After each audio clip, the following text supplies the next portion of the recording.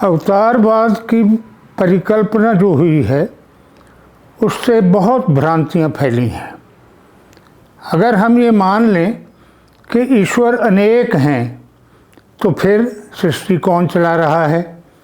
अनेक लोग तो अगर घर के मुखिया बन जाएं तो घर भी नहीं चल सकता, तो इतनी बड़ी सृष्टि कौन चला रहा है? और अगर ये भ्रम पालते रहें कि इस सृष्टि में जो उसने बनाई है इसमें पाप उभरता है और उस पाप को समाप्त करने के लिए ईश्वर को फिर माँ के पेट में आना पड़ता है, फिर घुटनों के बल चल के बड़े होके फिर उसका सत्यानाश करना होता है, राक्षस का या राक्षसों। ऐसी स्थिति में हम अपनी कल्पना जो घोड़े दौड़ाते हैं वो हटाइए। आप इस भ्रम में मत पड़िए कि भगवान के अनेक नाम भी हो सकते हैं, भगवान के अनेक रूप भी हो सकते हैं, उसके अनेक अवतार भी हो सकते हैं।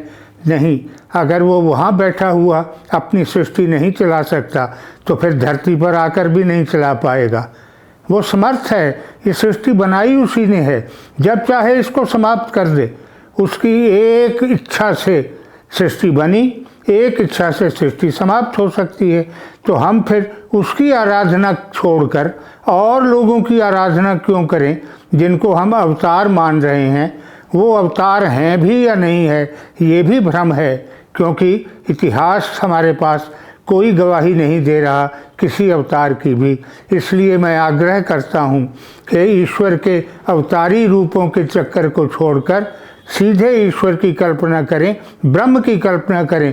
मैं तो ईश्वर भी नहीं कहना चाहता, इसलिए कि दो शब्द हैं, ईश और वर, गॉड एंड सीनियर, ईश एंड वर। तो सीनियर गॉड की पूजा करें तो इसका मतलब है कई परमात्मा हैं, कई गॉड्स हैं और हम सीनियर मोस्ट की पूजा करें।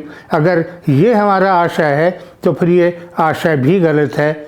ध्यान के मार्ग पे आइए, अपनी आत्मा को ब्रह्म तक पहुंचाइए। इस चक्कर में मत पड़िए कि ईश्वर पैदा होकर इस धरती पर पाप बढ़े तो उसको समाप्त करने आएगा। वो वहाँ बैठा सब कुछ कर सकता है।